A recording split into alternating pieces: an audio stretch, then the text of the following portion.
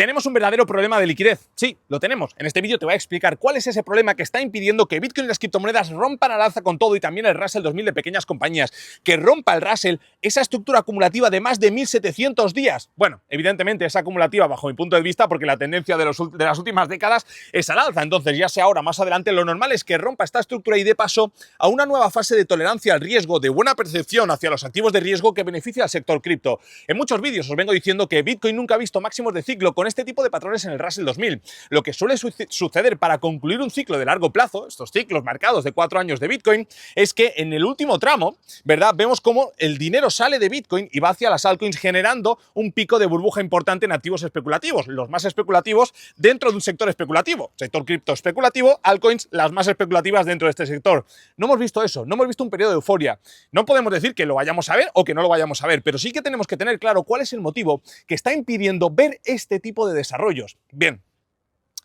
Pero antes de pasar a explicaros cuál es este problema, que por cierto ha sido el que ha motivado a la Fed a generar un cambio en la duración de su balance de largo a corto plazo, ahora vamos a hablar de todo esto porque es súper importante que lo entendáis.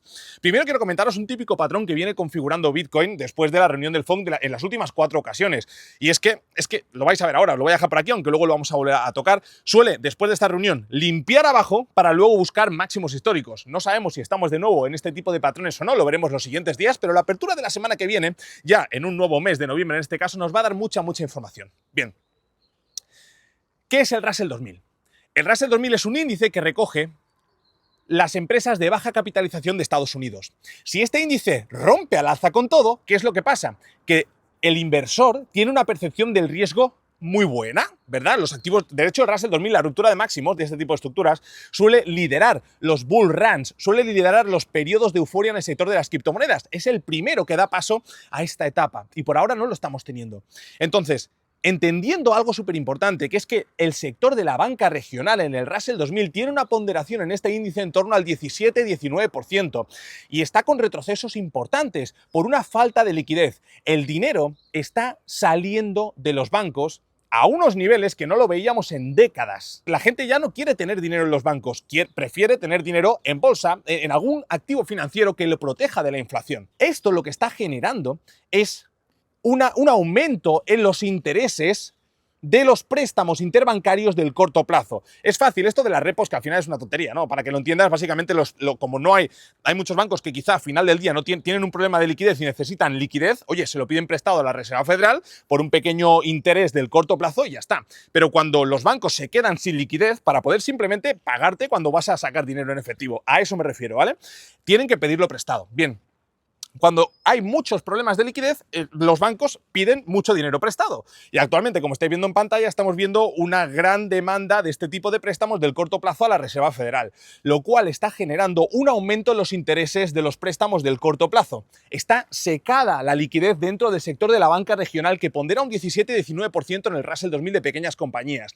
Entonces, llegado a este punto, es difícil plantear que hasta que esto no se solucione, las empresas relacionadas con el sector de la banca regional en Estados Unidos van a tener un buen comportamiento y van a generar una ruptura al alza del Russell 2000 que le pueda llevar a esos periodos de euforia en donde los activos de riesgo tienen un buen comportamiento. Repito, por ahora eso no lo hemos visto. Gran parte del movimiento de este ciclo ha sido en Bitcoin y en algún activo puntual, ¿verdad? Como XRP, como etcétera, pero este tipo de movimientos ha venido sobre todo del lado institucional, no de un pico de euforia que ha arrastrado Bitcoin y Ethereum al resto del sector. Eso no lo hemos tenido, ¿no? Como os he comentado antes, y aquí lo veis reflejado en esta imagen, los bancos están utilizando el mecanismo de recompra de la Reserva Federal al nivel más alto desde 2020. Esto significa que tienen problemas de liquidez, dadas las fugas que os he mostrado en la gráfica anterior, que eran los niveles mínimos de depósitos bancarios en las últimas décadas. Y esto hace que los costes de los préstamos a un día estén aumentando rápidamente. Y es que daos cuenta que en marzo del año 2023, os acordaréis los que estabais aquí, que tuvimos la quiebra de First Republic Bank, de Silicon Valley Bank, que por cierto rescató rápidamente la Reserva Federal. Todo este problema se salvó con un pico de miedo puntual al cual le siguió una inyección de liquidez importante, ¿verdad? Quizá podríamos estar en algo parecido a eso, pero antes de esa inyección de liquidez podríamos tener algún sustito y esa incertidumbre es lo que no está dejando sobre todo a los sectores de riesgo repuntar con fuerza. De hecho, la Reserva Federal, para solucionar estos problemas sin la necesidad de una gran intervención, por lo menos por ahora, ya ha dicho lo que va a hacer, lo dijo en la última reunión. Dijo, cuando hay niebla, reducimos la velocidad. Básicamente, que, bueno, con esto querían decir que el motivo principal por el cual estaban reduciendo la duración de su balance de bonos de 10 años a más del corto plazo era porque realmente no sabían lo que venían y estaban viendo un problema en la corta duración por este motivo que os estoy comentando, porque el dinero no hay una pequeña crisis de liquidez en el sector bancario que tiene una gran ponderación en el Russell 2000, ¿vale? Por eso estamos viendo este cambio en la Reserva Federal sobre su balance, sobre la duración de su balance para intentar solucionar este problema, y a partir del 1 de noviembre, de manera gradual, a medida que se vayan venciendo los activos respaldados por hipotecas, irán renovándolos por bonos del Tesoro al corto plazo, lo cual bajará el interés del préstamo interbancario del corto plazo y aliviará un poquito las tensiones que ahora mismo hay en la banca regional de Estados Unidos, que están generando, entre otras cosas, que este índice no tenga fuerzas y necesite tener algún tipo de retroceso normal después de venir de 6, 7, 8 meses consecutivos de subida, o 6, no recuerdo, por aquí os voy a estar dejando la imagen. Entonces, Carlos, ¿cómo es posible que tengamos los índices tan arriba? Que estemos tremendamente alcistas. Ya no hablo tanto del sector cripto, que también, porque Bitcoin está relativamente cerca de máximos históricos después de un movimiento de más del 700% desde los mínimos de noviembre del año 2022, ¿verdad? Pero a veces se nos olvida tener este tipo de perspectiva más zumeada. Luego hablaremos del precio de Bitcoin. ¿Cómo es posible que los mercados estén celebrando con... Bueno, pues precisamente porque los activos sólidos se están comportando muy bien por el trade de devaluación.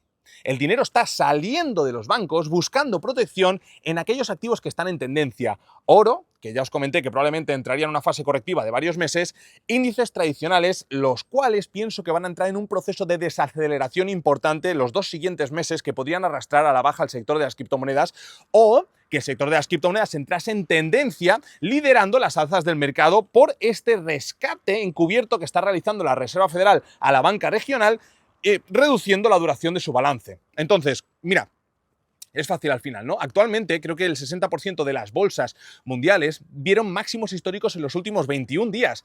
Por aquí os voy a estar dejando una imagen y esto no es algo que pase muy a menudo. Es decir, que el mercado lleva un periodo de euforia bastante importante a cuestas y no podemos descartar algún tipo de corrección del corto plazo que podría incluso venir de la mano de algún sustito en la banca regional de Estados Unidos, ¿verdad? Que lo de siempre, lo de marzo del año 2023, que tengamos algún sustito, la realidad, mercados caen, retroceden, corrigen, pico de miedo, la Reserva Federal interviene y a partir de ahí un nuevo rally al alza. Es que date cuenta que el SP500 lleva una de sus mayores rachas de días consecutivos por encima de su media móvil de 50 días. Concretamente 125 sesiones consecutivas. Como estás viendo por ahí, el SP500 ha cotizado por encima de su media móvil de 50 días. Esto también supone el tercer periodo más largo de este siglo. La racha más larga desde el año 2000 fue de 149 sesiones, que finalizó en febrero del año 2007. Esta racha es histórica. Y también, la verdad, que tenemos otro tipo de datos que son históricos, como por ejemplo la cantidad de cierres mensuales consecutivos que ha realizado el Nasdaq 100. El sector tecnológico está totalmente disparado. Tú lo ves y eso da un vértigo de la hostia. Probablemente estaremos cerca de algún movimiento correctivo que no sabemos si va a arrastrar o no al sector de las criptomonedas a niveles inferiores. De hecho, yo os diría que la probabilidad de que el Nasdaq 100 tenga 1 o 2 meses correctivos de ahora en adelante es superior al 80%. Pero es que no me hagas caso a mí, haz caso a la estadística. Mira esta imagen que te estoy poniendo en pantalla. Nos indica la cantidad de veces en las cuales el Nasdaq 100 ha tenido 7 cierres mensuales consecutivos en positivo. Importante, date cuenta que un mes después, en la gran parte de las ocasiones, este índice estaba corrigiendo. 3 meses después también tenemos una rentabilidad plana. Hasta 4 meses después una rentabilidad plana y a partir de 4 meses en adelante sí que vemos como este índice empieza a ganar altura, pero recordemos que viene de una corrección de ese primer mes. Entonces estaríamos hablando de un proceso lateral o correctivo en el Nasdaq para los 2 siguientes meses con altísima probabilidad. Entonces, llegado a este punto, yo creo que es importante tener paciencia, hacer zoom out a la estructura general del mercado, entender dónde nos encontramos, qué tipo de problemas piensa la Reserva Federal que tiene que ir a atacar primero. Esos problemas están relacionados con el Russell 2000, ya que el sector de la banca regional pondera un 17-18% y está castigando mucho a este índice después de también varios meses consecutivos subiendo. Parece que va a necesitar un poquito de corrección antes de romper máximos históricos. Veremos si esto es así o no. También venimos de una muy buena racha en el Nasdaq 100, que históricamente nos dice que podríamos estar ante 2-3 meses correctivos con alta probabilidad, de la misma manera que lo hablábamos también del oro cuando veníamos de 9 semanas consecutivas. Ahora creo que esto va a pasar también en el Nasdaq. La duda que yo tengo es si Bitcoin y las criptomonedas van a acompañar este movimiento a la baja o van a coger el relevo de la tendencia del mercado, pero teniendo en cuenta el patrón del Russell 2000 me cuesta un poquito plantear esto, ¿no? Y es que el mercado está muy alcista, es normal. Daos cuenta de la gran racha positiva que llevamos en todos los sectores prácticamente. Actualmente los inversores, fijaos, ¿no? Este índice que nos marca lo alcista o bajista que están los inversores de gran patrimonio está en unos niveles de techos muy importantes. Realmente la oportunidad no suele estar cuando este índice marca techos, sino en todo lo contrario. Entonces yo he llegado a este punto precisamente hilando y concluyendo un poquito la tesis que os vengo a compartir en este vídeo cortito, es que tendría precaución a la hora de interpretar que estos niveles de precio para Bitcoin y las criptomonedas son tan buenos que merece la pena exponerse altamente. Yo no digo que no sea... Es que al final cuando tú estás fuera del mercado también estás asumiendo un riesgo, sobre todo dado este punto en el cual nos encontramos, ¿verdad? En tendencia cripto, etcétera, etcétera. Pero estar fuera del mercado como tiene un riesgo, yo creo que la clave está en saber exactamente cuál es el porcentaje en el que cada uno se siente cómodo estando dentro del mercado, por si todo esto tira para arriba, pero entendiendo que podríamos estar cerca de movimientos correctivos importantes y la liquidez va a jugar un papel fundamental dentro de este escenario a 2-3 meses y finalmente llegan este tipo de correcciones, ¿vale?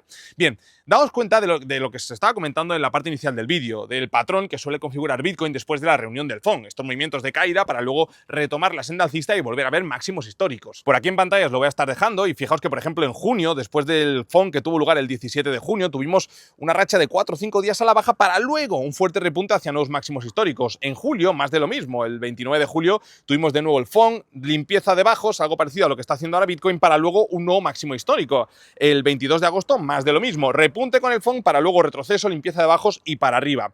Y ya pues, si nos vamos al 18 de septiembre, algo muy parecido, retroceso, ahí ya pues miedo, pum, y de nuevo a máximos históricos. Es fácil, realmente la semana que viene vamos a saber si Bitcoin ha generado un patrón típico post-FOMC, en donde primero limpia y luego expande al alza, o estamos entrando en una dinámica totalmente diferente del mercado en la que Bitcoin va a perder niveles de los $100.000. Pero, tanto en cuanto se mantenga por encima de ese nivel de soporte en la gráfica semanal, en torno a los $109.000, bueno, podemos plantear que el activo podría seguir ganando altura.